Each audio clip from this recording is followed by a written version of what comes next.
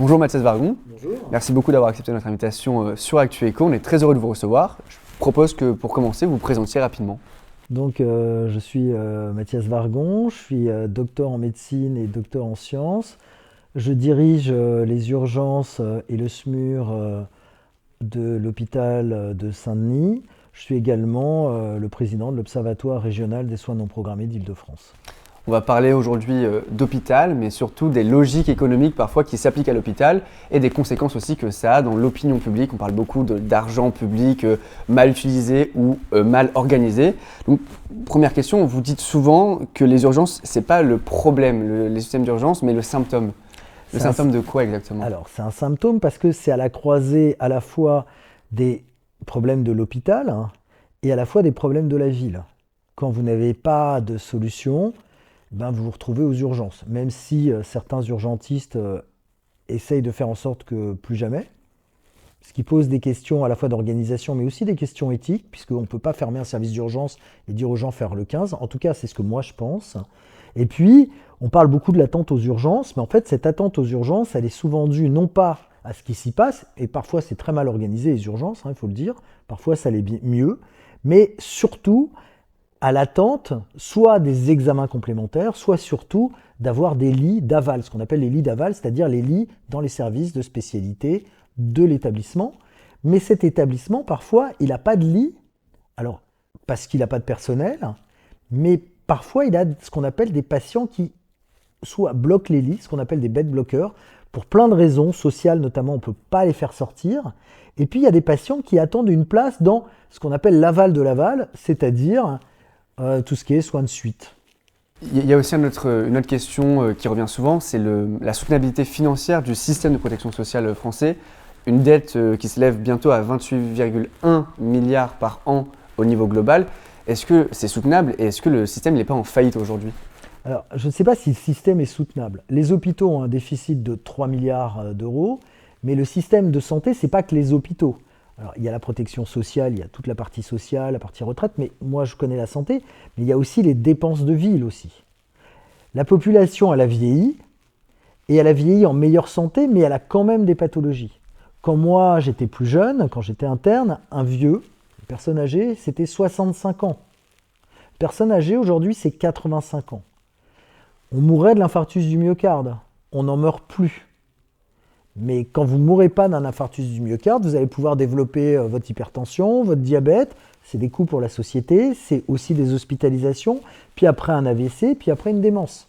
Alors ce n'est pas le cas de tout le monde, mais c'est la séquence de quelqu'un qui a un problème vasculaire. Et donc, tout ça, c'est des coûts en plus.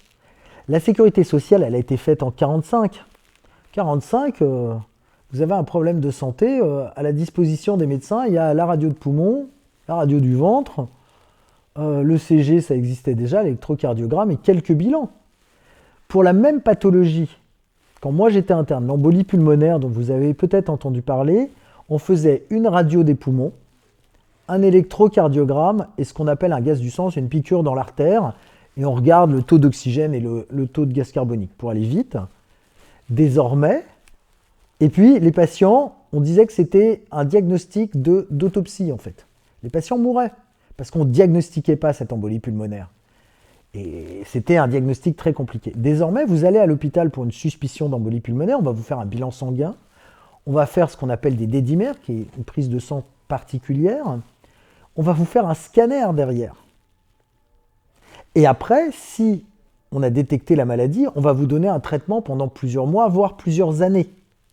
Le coût de l'embolie pulmonaire entre le patient qui a une radio, un ECG et qui meurt après, et le patient qui survit avec un coût aux urgences qui est beaucoup plus important, mais après un coût de suivi et d'autres pathologies, c'est pas le même. Donc en fait, on a fait beaucoup de progrès en médecine, mais ces progrès, ils ont un coût.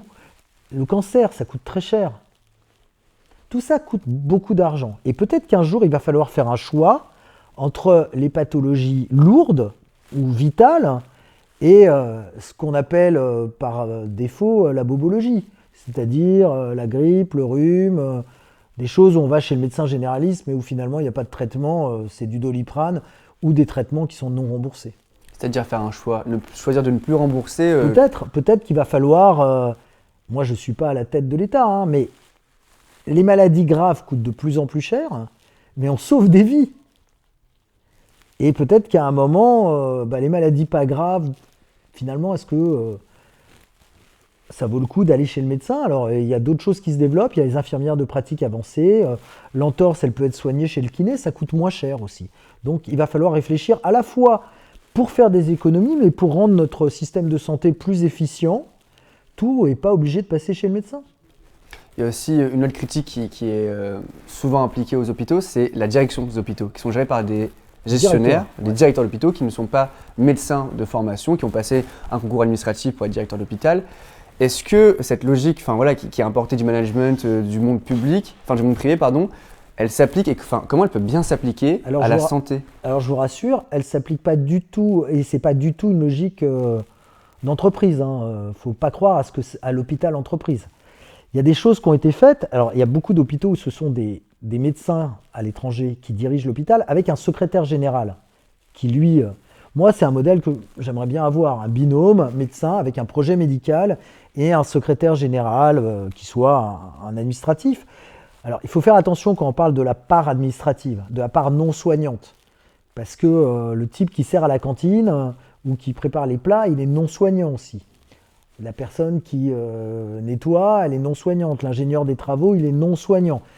Il y a toute une partie d'administration qui travaille quand même pour soigner les gens. Donc il faut faire attention à ce qu'on dit. Mais peut-être que oui, les gestionnaires entre guillemets qu'on a sont peut-être pas adaptés, puis on est dans un système qui est un système où finalement la Sécu, elle fixe les prix et derrière, c'est pas forcément en rapport avec ce que ça coûte. Parce que, si vous pouvez un peu étayer sur le fait que c'est pas en rapport avec ce que ça coûte, où va l'argent si... Non, mais c'est pas où va l'argent. On dépense beaucoup d'argent, mais on a un système contraint. Vous avez la sécurité sociale, c'est ça qui va payer l'hôpital. Et donc ce système contraint, et il y a une part de la sécurité sociale qui paye l'hôpital, mais si vous voyez plus de patients, finalement, on va décider que l'embolie pulmonaire dont je parlais tout à l'heure, elle va coûter, je dis des bêtises, en hospitalisation, X euros. Et donc, je suis payé avec ces X euros, enfin, moi, directeur d'hôpital. Donc je vais avoir tendance à dire, il faut qu'on voit plus d'embolie pulmonaire.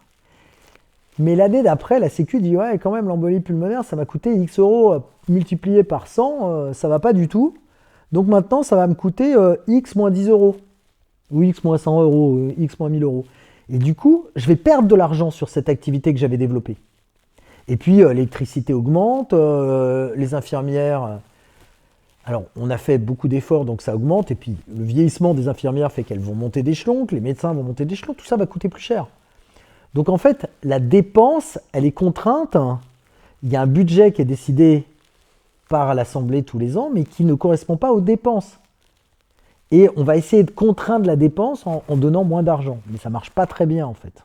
Donc il faudrait peut-être instaurer une pluriannualité encore plus conséquente. Ouais, alors il y a des gens qui disent que c'est la T2A qui a induit ça. Parce que la T2A, elle a obligé à lier l'activité aux dépenses de l'hôpital. Mais pour moi, urgentiste, c'est une bonne nouvelle.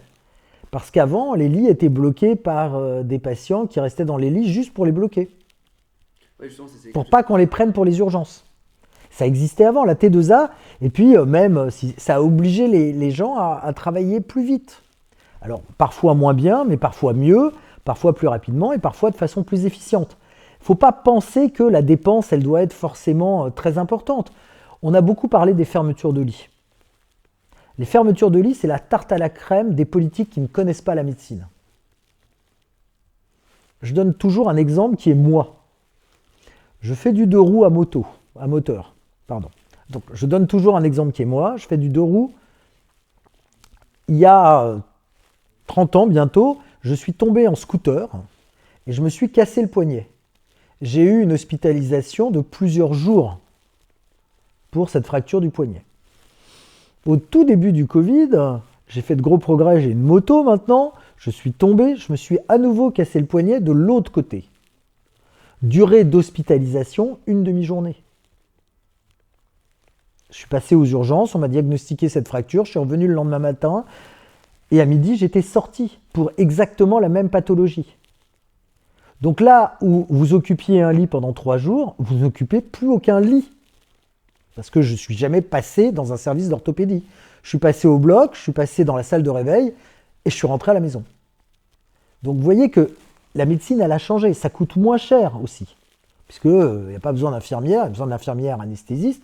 Il n'y a pas besoin d'infirmière derrière pour m'apporter à manger tous les jours, d'aide-soignant, de la nourriture. Donc la médecine a changé. Elle est de plus en plus ambulatoire. Et c'est un progrès. Alors c'est pas un progrès pour les gens âgés, il faut quand même les hospitaliser, certaines pathologies graves. Mais pour la plupart des gens, c'est quand même un progrès de rentrer chez soi, quoi. Et il y a un développement de l'hospitalisation à domicile, de tout un système qui se met en place pour aider les gens à domicile. Donc on est dans un changement de système. Vous pouvez être surveillé aussi à domicile. Il y a des techniques modernes qui se mettent en place et donc on a moins besoin de lits d'hospitalisation. Donc la diminution des lits d'hospitalisation, ce n'est pas forcément une contrainte économique. Ça l'a été à un moment. On expliquait aux gens qu'il fallait moins de lits parce que finalement, avoir une infirmière, le lit, ce n'est pas le lit qui coûte cher. C'est le personnel autour, notamment les personnels paramédicaux. Que ça coûtait cher et que moins on aurait de lits et puis l'infirmière. Mais en fait, on a développé des services où, hélas, il y a une infirmière pour de plus en plus de lits, avec des contraintes, et les infirmières partent, et aussi des contraintes de sécurité. Donc oui, on a diminué parfois le nombre de lits, on a fermé des services, mais il y a des services, je pense à la rhumatologie, qui étaient des services d'hospitalisation, qui maintenant sont des services d'hôpitaux de jour, ou d'hôpitaux de semaine, qui ferment le week-end, la diabétologie aussi. On n'a plus les mêmes besoins. Donc à la fois, on a fermé des lits pour des raisons économiques, on a fermé des lits en sortant du Covid, non pas pour des raisons économiques, mais parce qu'on n'avait plus de personnel. Ce n'étaient pas des lits qu'on voulait fermer. Nous, on a fermé des lits en réanimation alors qu'on en avait besoin, mais on n'avait plus d'infirmières. Donc, plus d'infirmières, plus de lits. Et puis, on ferme des lits parce que la médecine change, qu'on hospitalise les gens moins longtemps, voire on les hospitalise plus du tout. On fait de l'hôpital de jour. Vous avez auparavant, en rhumatologie, pour avoir un bilan complet de votre pathologie chronique, vous arriviez le lundi et vous sortiez le jeudi, le vendredi. Maintenant, tout est fait dans la même journée. Donc, c'est pas la même chose et il va falloir s'adapter à ça. Et puis, avec de la médecine qui est plus chère. En termes d'adaptation aussi politique publique, il y a un sujet qui revient beaucoup, c'est les déserts médicaux. D'un point de vue économique, même si ce n'est pas le cœur du sujet, ça coûte aussi très cher, en retard de diagnostic, etc. Qu'est-ce qui serait souhaitable et qu'est-ce qui serait tenable sur le temps long? Il faut inciter, il faut contraindre les médecins à s'installer? C'est une bonne question et c'est une question compliquée. Juste historiquement, les déserts médicaux, c'est quoi? En fait, quand on regarde ce qui s'est passé, c'est pas nouveau.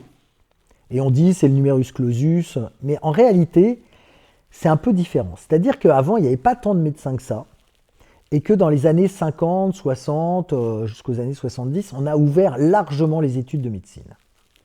Et on a rempli la campagne, ou les déserts, de médecins parce qu'il y avait de la concurrence. Quand on dit le médecin d'antan, il venait la nuit, quoi qu'on avait, ouais, il venait la nuit, pourquoi? Pas parce que vous aviez une maladie grave, pas parce que ça ne pouvait pas attendre. Parce que s'il ne venait pas la nuit, le lendemain, vous appeliez son concurrent. Et donc, il y a beaucoup de médecins qui sont installés à la campagne.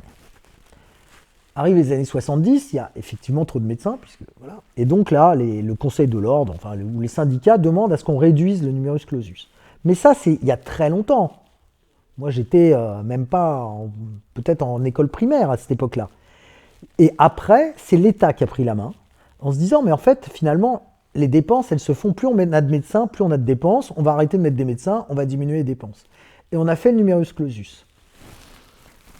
C'est comme tout le reste, c'est pas blanc et noir. Hein. Si j'ouvre demain, à côté d'ici, un centre de santé, il va se remplir. Alors que Paris, c'est pas un gros désert médical. On peut raconter ce qu'on veut, c'est pas tout à fait vrai. Donc, il y a quand même, l'offre, elle génère la demande, en fait. Mais, on a fait le numerus clausus. Le numerus clausus, on n'a pas compté que la population allait vieillir, avoir des pathologies chroniques, et on n'a pas compté non plus qu'elle se féminisait, et que les femmes, souvent, ont la charge professionnelle et la charge de la maison, et donc elles travaillent pas 80 heures par semaine, et puis que de toute façon, et ça on pouvait peut-être pas l'imaginer, mais que même chez les hommes, il y a une diminution forte du temps de travail, et c'est pas un mal, hein. Mais que du coup, les médecins qui travaillent 70, 80 heures avec leur femme qui est leur secrétaire, maintenant les femmes de médecins, elles ont un autre boulot, ou les maris de médecins, ils ont un boulot, Et donc, on n'a pas anticipé tout ça. Et donc, on a rouvert avec ce qu'on a appelé le numerus apertus, qui est quand même pas larga manu, hein. On a rouvert ça se verra, on verra les signes dans 10 ans.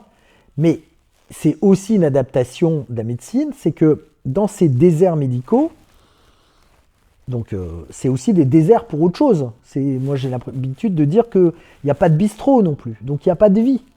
Donc pourquoi D'abord, il n'y a pas que des médecins qu'on pourrait installer dans ces déserts, il y a des infirmières, il y a ce qu'on appelle désormais les infirmières à pratique avancée. Les médecins n'en veulent pas du tout, enfin ça commence à rentrer mais ils n'en voulaient pas. C'est quelque chose qui existe depuis environ 60 ans dans les pays anglo-saxons, donc c'est pas vraiment une nouveauté, mais les kinés peuvent faire des choses. On a vu que pendant le Covid et maintenant les pharmaciens vaccinent, donc ils peuvent faire des choses aussi. Et est-ce qu'il va falloir... en fait, on va pas... Vous êtes jeune encore, imaginez vous avez 27, 28 ans, 29 ans, la fin de vos études de médecine, qu'on a déjà prolongé de façon un peu artificielle avec les docteurs juniors en médecine générale. Déjà, c'est une année d'internat de plus, et en fait, ils vont faire docteur pour de vrai, mais en étant mal payés. Et puis, vous avez donc 28, 29 ans, vous avez une femme, un mari, un petit ami, un compagnon en tout cas, peut-être un enfant, et on va vous dire, en fait, vous n'allez pas pouvoir rester là, vous allez aller dans un endroit où il n'y a ni la poste, ni de bistrot, ni rien du tout. Alors, il y a des petites villes aussi, on va vous dire, ah oui, mais là, il y a la poste, mais enfin, l'école des enfants, c'est pas forcément l'endroit où vous avez envie de les scolariser. Vous voyez, c'est pas des gens de 20 ans qu'on va transplanter pour un an, c'est pas le service militaire, qui était déjà une belle connerie. Mais c'était autre chose, là, c'est autre chose. Et donc, ça pose un problème humain. Mais le problème différentiel, c'est que oui, un des plus gros fournisseurs pour les partis populistes, c'est les déserts médicaux, parce que les gens ont besoin de pouvoir voir un médecin. Et qu'on ne peut pas comparer la Seine-Saint-Denis, on dit que c'est un grand désert médical.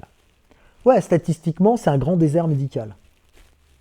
Moi, les patients qui ont un truc, même grave, même pas grave, ils sont jamais loin d'un service d'urgence, public ou privé. Et les urgences privées, c'est le même prix que les urgences publiques, hein. Il n'y a pas de différence. Voilà, donc la Seine-Saint-Denis, c'est le désert médical, mais vaut mieux habiter en Seine-Saint-Denis si on a un problème médical que habiter dans la Creuse. Vous avez parlé aussi des conditions de travail en fin de cursus pour les médecins. Il y a quelque chose qui revient beaucoup sur le devant de la scène, c'est le salaire et le traitement des internes en médecine. Ils sont payés 2, 3, voire 4 euros maximum de l'heure. Comment on explique que des gens qui vont... Alors, il ne faut pas tomber dans le piège des syndicats. C'est pas si vrai que ça. D'abord, ils sont payés, ils ont un salaire. Si je prends la rhétorique de gauche, ils sont plutôt pas si mal payés, et puis pendant 3 ans, puis après, ils vont gagner leur vie correctement.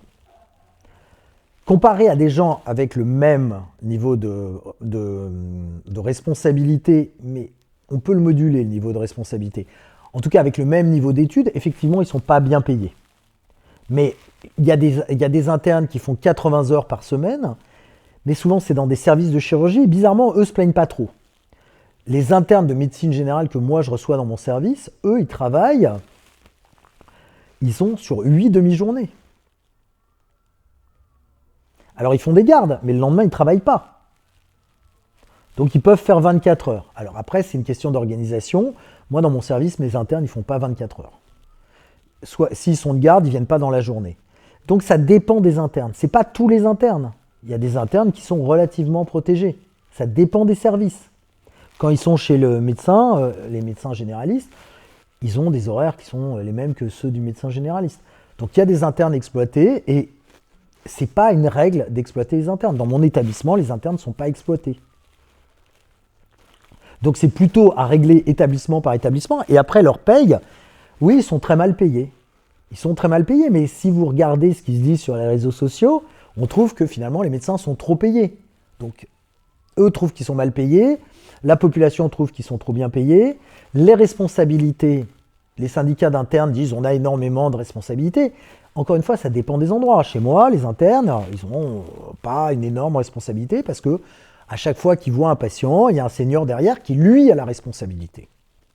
Donc il faut faire attention à ce qu'on dit. Il y a ce que les syndicats racontent, et c'est le rôle des syndicats, et il y a la réalité qui est beaucoup moins claire que ça. C'est pas noir, pas blanc. Les internes, ils ne sont pas exploités en permanence. Ça dépend encore des endroits où ils travaillent. Il ne faut pas mettre d'internes dans les endroits où on les exploite, point barre. C'est aussi simple que ça. Et ils arrêteront de les exploiter. Voilà, c'est bête comme ça. Mais c'est pas la même chose que de les installer dans des déserts médicaux où ils n'auront pas d'encadrement. En plus, on dit, oh oui, mais ils n'auront pas vraiment d'encadrement puisqu'il n'y a pas de médecin.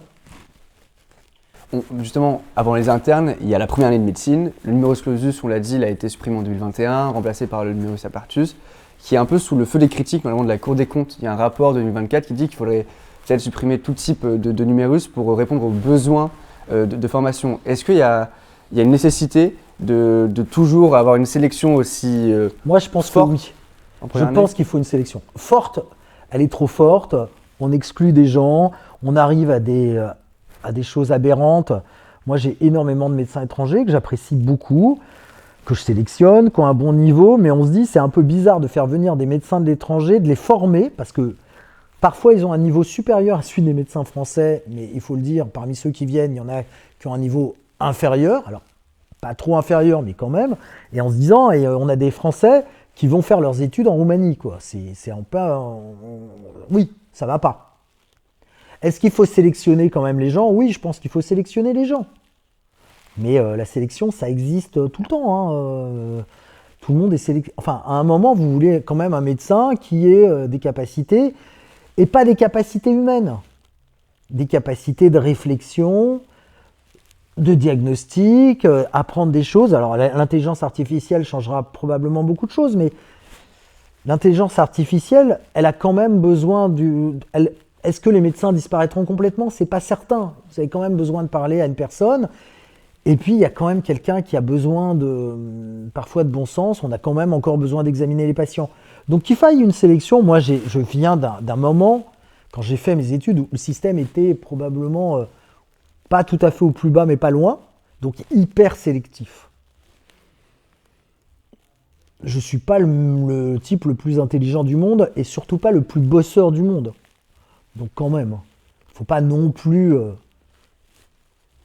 c'est pas les grandes écoles, médecine. C'est compliqué, mais c'est pas les grandes écoles. Et puis voilà, le système est reproductif, mais moi, mes internes, mes externes, ils viennent de milieux plutôt populaires. Je travaille en Seine-Saint-Denis, les gens qui viennent chez moi, ils viennent un peu du coin. Donc oui, je pense que c'est aussi un moyen. Si on ouvre le système, ça ne sera pas ouvert à tout le monde. Comme tout système ouvert, ça sera les plus privilégiés qui s'en sortiront. Donc je suis très mitigé là-dessus, et moi je pense qu'il faut avoir des gens intelligents pour être médecin. C'est hyper dégueulasse ce que je dis, mais c'est comme ça, et je pense que la sélection, il ne faut pas qu'elle soit idiote. On a vu... des oraux avec des gens qui n'avaient pas préparé les oraux, mais ni les élèves, ni les profs. Hein. Moi, j'ai des copains qui sont profs de médecine, qui ont fait passer les oraux, et ils me disent, mais c'est n'importe quoi. Mais oui, il faut de la... Enfin, c'est comme dans tout, quoi. Enfin, on n'est pas... Tout le monde adore regarder du sport. C'est quand même ultra sélectif, le sport. Il n'y a pas plus sélectif que le sport. Et en plus, c'est en partie grâce à votre travail, mais en partie grâce à vos gènes. Donc c'est... Et ça choque personne. Mais qu'on sélectionne les médecins, c'est choquant. Et puis, il va quand même falloir limiter parce que sinon, on va tomber dans un autre côté. Alors, c'est cool, on pourra payer les médecins des clopinettes. Économiquement parlant, ça sera vachement bien. Mais on aura trop de médecins, et donc ça ira pas. Et on aura des gens qui seront malheureux, frustrés. Et puis, effectivement, j'ai parlé de l'intelligence artificielle. Quid de l'intelligence artificielle en médecine? Moi, dans ma poche... Sur mon téléphone, j'ai une appli d'intelligence artificielle qui répond à beaucoup de questions de médecine et que j'interroge souvent. Il répond de la bonne manière. Ah ouais, alors ChatGPT, c'est pas mal, hein, c'est de mieux en mieux, ou Claude ou les autres, mais celui-là, il y a les références. Ça n'empêche pas d'aller vérifier. Mais ouais, ça répond vachement bien, c'est très pratique et ça cite les recours. Enfin là, c'est une appli qui est réservée au personnel médical ou paramédical. C'est une appli américaine, donc gratuite, parce que c'est important ça aussi, et qui répond à énormément de questions, oui. On a parlé, vous avez parlé juste avant de faire des économies pour le système de santé, il y en a beaucoup qui brandissent l'AME et la fin de l'aide médicale d'État, notamment pour les étrangers, pour économiser de l'ordre de 1,2 milliard d'euros par an. Qu'est-ce que vous répondez aux gens qui brandissent cet argument? En fait, il y a deux choses dans l'AME, si on veut être vraiment franc. Il ne faut pas écouter l'AME, ok. Il y a deux choses. Il y a les gens qui sont en France et qui tombent malades. Bah, qu'est-ce qu'on fait? On les laisse à la porte de l'hosto et puis on dit, bah, écoute, c'est ton problème, c'est pas le mien? Non, c'est juste pas possible. En plus, légalement, c'est pas possible. Je parle même pas d'éthique, je parle plus d'éthique sur l'AME, ça sert à rien de dire que c'est bien de soigner les gens, c'est pas entendu. Il y a une partie de ces gens-là, de toute façon, on les soignera. Vaut mieux prendre un cancer au début qu'à la fin, ça coûte beaucoup plus cher. Une tuberculose chez quelqu'un, vaut mieux la soigner avant qu'il la répande chez tout le monde. Et la tuberculose, c'est chez des gens qui travaillent sur votre marché, qui lavent votre vaisselle ou qui vous livrent des Uber. Donc il faut la soigner, la tuberculose, ne serait-ce que pour des problèmes de santé publique. Et il faut que les gens puissent aller chez le médecin s'ils ont une maladie contagieuse pour des problèmes de santé publique. Donc là, je parle des Français, pas des étrangers qui n'ont pas de papier. Et puis, cette AME, elle ne va pas dans la poche des sans-papiers. Elle va dans la poche des gens qui les soignent. Et essentiellement, quand c'est grave, les établissements. Donc, mon hôpital. Moi, je suis à Saint-Denis, j'ai énormément de patients qui ont l'AME. Demain, je continuerai, je le dis encore, d'être obligé de les soigner, à la fois pour des raisons éthiques, mais je vous ai dit, ce n'est pas ce qui marche, mais pour des raisons de santé publique, des raisons financières, et puis des raisons légales. Il y a non-assistance à personne en danger. Donc, on continuera de les soigner. Ça veut dire que s'il n'y a plus d'AME, eh ben, on creusera encore plus le trou de mon établissement. Ça se fera aux dépens de mon établissement. Et donc des autres patients qui, eux, ont leur papier, sont peut-être français de souche depuis je ne sais pas combien de générations. Même en Seine-Saint-Denis, il y en a. Et donc, la question, c'est ça. C'est qu'est-ce qu'on fait? Ça, c'est la partie indiscutable. Il y a la partie où on pourrait discuter, qui est les gens qui viennent se faire soigner en France. C'est pas mon problème, en fait. Je ne suis pas là pour dire, ah bah, toi, tu as le droit d'être soigné, toi, tu n'as pas le droit d'être soigné. On a des gens, il ne faut pas se leurrer, on a des gens qui viennent en France. Alors, les hommes politiques parlent de se faire refaire les seins, faire refaire les oreilles. À mon avis, ça, c'est peanuts. Moi, j'en ai jamais vu. Mais il y a des gens qui ont des cancers en fin de vie qui pensent que la France va les sauver. Qui viennent pour avoir, s'ils ont des maladies rénales, et peut-être qu'on va les greffer en France. Et c'est vrai que ces gens-là coûtent beaucoup d'argent. Est-ce que c'est aux médecins de décider? Sûrement pas. Il y a la police de l'air et des frontières. Mais moi, je ne fais pas le boulot de la police de l'air et des frontières. Et je ne sais pas combien sur ce milliard, combien ça représente. Ça serait intéressant de le savoir, pour voir s'il y a effectivement une immigration. Il ne faut pas se leurrer, il faut pas... En fait, moi, je pense que ce qui fait marcher l'extrême droite, c'est quand on nie les problèmes. Quand on nie les problèmes liés à l'immigration, quand on nie les problèmes liés à la violence, quand on dit c'est un sentiment, ça n'existe pas, les gens qui le subissent, bah, ils finissent par voter pour l'extrême droite, parfois pour l'extrême gauche, parce que c'est un peu pareil dans mon esprit. Mais il faut avoir les chiffres. Combien il y a de gens dialysés sous AME, par exemple? Voilà, ça c'est un chiffre important. Est-ce que c'est important? Est-ce que c'est pas important? Et qu'est-ce qu'on fait de ces gens-là? Est-ce qu'on dit, oui, on va les renvoyer crever dans leur pays? Et donc, l'homme politique qui dit ça, il faut qu'il le dise. Une fois qu'il est chez nous, qu'est-ce qu'on fait?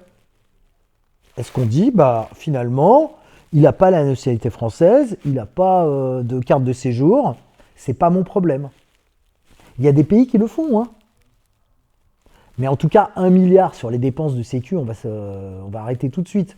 C'est très très peu d'argent en vrai.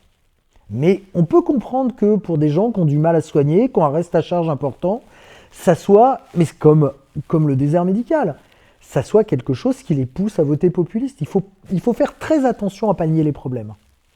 Donc moi, je pense que l'AME, moi je suis un médecin, et l'AME, elle est là pour soigner, et je pense que 90% de l'AME, c'est pour des gens qui sont en France et qui ont des bonnes raisons d'être en France, et que, à la marge, il y a effectivement des réseaux. Alors, la dialyse, c'est vital, hein. Un patient il est dialysé tous les 2-3 jours. Les opérations des seins, où au moins on va parler de bilan de stérilité, bah, il suffit de dire que c'est pas remboursé. Ça s'appelle un panier de soins, il suffit de dire que c'est pas remboursé par l'AME. Mais il faut faire attention au panier de soins. Et ça ne résoudra pas, quand on dit le panier de soins, ça sera que pour des choses qui mettent la vie en danger, ça ne résoudra pas les gens qui viennent parce qu'ils ont un cancer ou parce qu'ils ont une insuffisance rénale terminale. Ils sont en danger de mort, ces gens-là. Moi, si demain on exclut de l'AME le fait de se faire refaire les oreilles ou les bilans de stérilité pour sa femme ou son mari qui sont restés au pays, je m'en fous, c'est pas très grave ça. Et si ça crée du populisme, bah, autant le virer. Mais pour les autres, c'est une vraie question. Justement, 1 milliard, c'est pas grand-chose sur les dépenses de sécurité sociale. Vous, si vous aviez 5, 10 milliards à investir dans l'hôpital public, où est-ce que vous les injecteriez? Qu'est-ce qui peut aider l'hôpital public à se redresser, à aller mieux? L'organisation, je pense que l'hôpital public est très mal organisé. Vous avez parlé des administratifs. Et probablement qu'il faudrait revoir ce système et être un peu plus efficient. Mais l'hôpital public en lui-même n'est pas efficient. En fait, chaque service travaille pour lui. Il travaille bien pour lui, mais il n'y a pas de chef d'orchestre en fait. Et ça coûte beaucoup d'argent. Et il n'y a pas de chef d'orchestre du système de santé. Vous faites un bilan en ville, vous arrivez à l'hôpital, on va vous le refaire. Alors il y avait le dossier médical, mais il n'existe pas le dossier partagé. Ça n'existe pas. Donc peut-être que j'investirai là-dedans, peut-être que je remettrai tout à plat. Qu'est-ce qui est médical, qu'est-ce qui n'est pas médical? Qu'est-ce qui relève de la médecine de ville, qu'est-ce qui relève... Qu'est-ce qu'un médecin généraliste, de quoi un médecin généraliste doit s'occuper, de quoi il ne peut pas s'occuper? Est-ce que des infirmières peuvent s'occuper de problèmes ou pas? Et pour ce qui est de l'hôpital, qu'est-ce qu'il doit prendre en charge ou pas prendre en charge? Mais ce qu'il ne doit pas prendre en charge doit être pris en charge ailleurs. Pendant très longtemps, les urgentistes disaient on est la dernière porte ouverte et il faut qu'on reste ouvert. Ça a beaucoup changé ces dernières années. Moi, je suis un vieil urgentiste, je le pense toujours. C'est-à-dire qu'à un moment, il faut ouvrir la porte. Voilà, et parfois on fait du social et on ne fait pas de la médecine. Et c'est pas bien, c'est pas mon boulot, je suis pas assistante sociale. Et parfois, ouais, je suis contraint de mettre dehors des gens parce que c'est pas mon boulot et que, par exemple, on a toute une population, une partie de la population clochardisée qui est à l'hôpital. Une fois qu'on l'a, on peut plus le faire sortir. Mais peut-être qu'il faut mettre de l'argent sur faire sortir ces gens-là. C'est de l'argent parce que ça coûte moins cher de mettre quelqu'un dans un système type EHPAD, mais pour des gens plus jeunes, que de le garder à l'hôpital. Je vais prendre un exemple. L'alcool est un fléau dans notre pays, mais il y a une maladie. Alors on pense à la cirrhose du foie, tout ça, mais en fait non, il y a une démence qui est liée à l'alcool. Et cette démence liée à l'alcool, elle touche des gens qui ont 50, 55 ans, 60 ans. Ils ne peuvent pas aller en EHPAD. Et donc on se retrouve avec ces patients-là, hospitalisés, et on n'a aucune solution. Et ça coûte très très cher un lit d'hôpital. Vous voyez? Peut-être que si on créait des EHPAD spécialisés pour ces gens-là, ça coûterait moins cher. Mais il faut se projeter. Et puis, chacun défend son bout de gras. Moi, je ne crois pas qu'il y ait de solution miracle. Mais je crois qu'il faut remettre à plat le système de santé. Le système de santé actuel n'est plus celui de 45. Et il faut remettre les choses à plat. Les pathologies ne sont pas les mêmes, elles ne sont pas soignées de la même façon. On n'a pas les mêmes techniques et savoir où on va investir l'argent, on ne va pas l'investir. Mais moi, je n'ai pas de solution miracle. On a parlé de l'aide médicale aux étrangers, l'AME. Il y a aussi une autre thématique qui revient, c'est le salaire des médecins étrangers en France qui sont moins, voire beaucoup moins payés, si on écoute en tout cas les médias et certains chiffres qui ressortent, qu'un Français dit de souche, ou en tout cas un médecin de nationalité française. Comment on explique cette différence? Alors, en fait, c'est encore une fois, c'est le système, le dévoiement du système. Le système, vous avez plusieurs statuts de médecins étrangers. Vous avez le stagiaire associé. Le médecin vient, souvent avec des accords de son pays, comme stagiaire associé. Et il est interne, il a un statut d'interne. Et il a un statut d'interne moins bien payé qu'un interne. Mais il a un statut d'interne. Il va passer, ou parfois de faisant fonction d'interne, ça dépend un peu de leur statut. Mais la plupart du temps, c'est stagiaire associé. Ensuite, il va passer ce qu'on appelle l'examen de validation des connaissances, les EVC. S'il réussit les EVC, il va devenir praticien associé. Et là, il va être mieux payé. Mais toujours pas très bien, parce qu'on considère qu'en fait, il n'est toujours pas senior ou médecin à titre complet. Et donc, il va faire un parcours et il est encore un peu considéré comme un interne. Ça, c'est le système qui dit ça.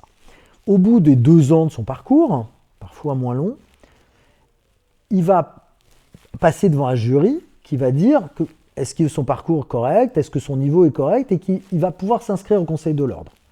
Et là, il s'inscrit au Conseil de l'Ordre, et là, il est payé comme un médecin français.